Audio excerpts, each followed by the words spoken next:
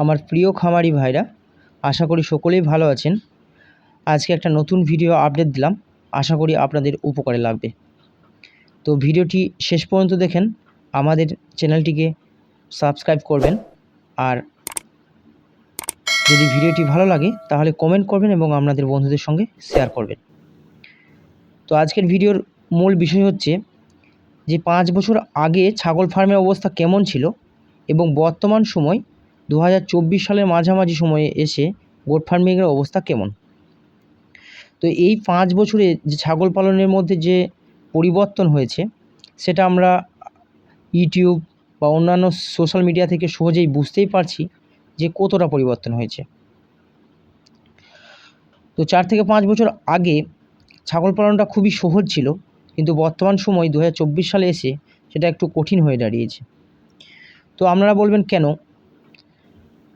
তো সেটা আমরা বিস্তারিত আলোচনা করব। দেখুন, 5 বছর আগে যে ছাগলের দানা খাবারের কস্টিং সেটা কিন্তু অনেকটাই কম ছিল, কিন্তু বর্তমান সময়ে দানা খাবারের কস্টিং অনেকটা বেশি।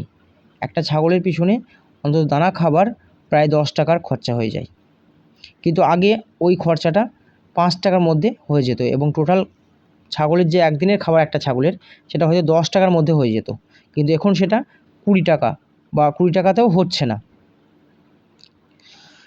তো এই যে একটা পার্থক্য, এটা খুবই একটা মানে কি বলবো, গুরুত্বপূর্ণ বিষয়। আর একটা হচ্ছে যেটা, যে 5 বছর আগে এত ফার্ম ছিল না বা বাইরে থেকে এত ছাগল কিন্তু আমাদের এই পশ্চিমবঙ্গে আসতো না, এবং ঘরোয়া পদ্ধতিতে যে ছাগলটা পালন হতো সেটাই, কিন্তু বাকি এত ফার্মও ছিল না এবং মার্কেটে ছাগলের এত মানে আমদানিও ছিল না। তো এখন এই বাইরে থেকে ছাগল আসছে, বিভিন্ন মানে প্রচুর ট্রেডার হয়ে গেছে, প্রচুর ফার্ম হয়ে গেছে। আপনার জেলার আনাচে কোনাচে আপনি ফার্ম দেখতে পারবেন। হ্যাঁ, মানে ছাগল ফার্মের শেষ নেই। তো এই বিষয়টা তো বুঝতেই পারছেন, সেক্ষেত্রে মার্কেটে একটা কম্পিটিশন তৈরি হচ্ছে, আর কম্পিটিশন তৈরি হলেই সেখানে বুঝতেই পারছেন কম রেটে মালটা বিক্রি করতে হবে আপনাকে। তো এই একটা সবচেয়ে বড় সমস্যা। আর বর্তমান সময়ে আরেকটা সমস্যা যেটা খুবই গুরুত্বপূর্ণ, যেটা হচ্ছে লেবার সমস্যা। ভালো ফার্ম করার পরেও দেখবেন লেবারের অভাবে ফার্ম বন্ধ করে দিতে হচ্ছে। তো এই 3টে সমস্যা কিন্তু খুবই মানে মারাত্মক। 5 বছর আগে কিন্তু এটা এতটা ছিল না, বর্তমান সময়ে এটা অনেক বেড়ে গেছে। তো তাই যারা নতুন খামার করবেন বা অলরেডি ছাগল ফার্ম করছেন, 2 বছর 3 বছর ধরে করছেন, তাদেরকে এগুলোকে মানে মানসিকভাবে মানে শক্ত হতে হবে এবং এগুলিকে মানে মোকাবিলা করতে হবে। তো এগুলিকে মোকাবিলা করার জন্য অনেক রাস্তাও রয়েছে, আপনাকে সেই পথ অবলম্বন করতে হবে। যারা নতুন আসছেন, খামার করবেন ভাবছেন, তাদের উদ্দেশ্যেও বলবো যে দেখুন, আপনার যেটা মূল বিষয় সেটা হচ্ছে ছাগলের মানে খাওয়ার যে খরচা সেটা আপনাকে কমাতে হবে, অর্থাৎ কস্টিংটা কমাতে হবে। যদি আপনি কস্টিংটা কমাতে পারেন তাহলে দেখবেন আপনি ছাগলটা কম রেটে বিক্রি করলে আপনার লস হচ্ছে না। আবার কস্টিং কমাতে পারলে আপনি ছাগলটা যে কম্পিটিশন মার্কেট, সেই মার্কেটে আপনি টিকে থাকতে পারবেন। তো তার জন্য আপনাকে যেটা করতে হবে সেটা হচ্ছে ছাগলকে গ্রেজিংয়ের মধ্যে রাখতে হবে। দেখুন, আপনাকে স্টল ফিডিংয়ে ছাগল পালন করতে হবে এটার কিন্তু মানে নেই। আপনার উদ্দেশ্য ছাগল পালন করা, ছাগলের বাচ্চা নেওয়া, সেই বাচ্চা বড় করা এবং বিক্রি করা। তো আপনি সেমি স্টল ফিডিং করতে পারেন। সেমি স্টল ফিডিং হচ্ছে যে আপনি ছাগলকে কিছু সময় গ্রেজিং করালেন এবং কিছু সময় স্টল ফিডিংয়ে রাখলেন। তো একটু বিষয়টা খুলে বলি। ধরুন সারা বছরে মানে 12 মাসে হয়তো 4 মাস আপনার দুর্যোগপূর্ণ আবহাওয়া থাকে, হয়তো বৃষ্টিপাত হয় বর্ষার সময় বা ঠান্ডার সময়। হয়তো এই দুর্যোগপূর্ণ আবহাওয়ার জন্যে আপনি 4 মাস আপনি ছাগলটাকে আপনি ফার্মে বেঁধে খাওয়ালেন, আর বাকি 8 মাস আপনি গ্রেজিংয়ে দিলেন।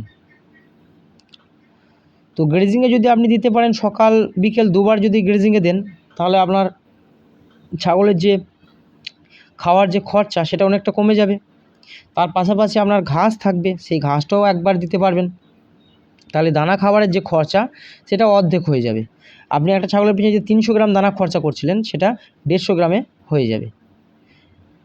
তো যেটা করতে হবে সেটা হচ্ছে আপনাকে ছাগলকে সেমি স্টল ফিডিংয়ে রাখতে হবে। আর যাদের পুরো গ্রেজিং ল্যান্ড রয়েছে তাদের তো কোনো অসুবিধাই নেই, তারা ছাগল মানে স্বাচ্ছন্দ্যে পালন করতে পারবে। কারণ মেন উদ্দেশ্য এখানে খরচাটা কমানো। খরচা কমাতে পারলে আপনি ছাগল কম দামে বিক্রি করতে পারবেন, আপনার ছাগল তাড়াতাড়ি বিক্রি হয়ে যাবে। তো এই একটা বিষয়। আর একটা যেটা হচ্ছে যে এত কম্পিটিশন মার্কেট, তো সবাই তো মানে ব্রিডিং ফার্ম করতে চাইছে না। গোট ফার্মিংটাকে নিয়ে অন্যান্য লাইনে প্রচুর লাইনে বিজনেস করা হচ্ছে। আমি যেমন উদাহরণস্বরূপ বলি, যেমন দেখুন গোট ফার্মাররা ফার্মিং করছেন, অনেক ইউটিউবার রয়েছেন যারা শুধু সেই ফার্মের ভিডিও বানিয়ে ইনকাম করছেন, তারা আর্নিং করছে। কেউ ফার্মারও রয়েছে যারাও মানে শুধু ভিডিও বানিয়ে আর্নিং করছে ইউটিউবে। এটা একটা বিজনেস হয়ে গেল। ছাগল ফার্ম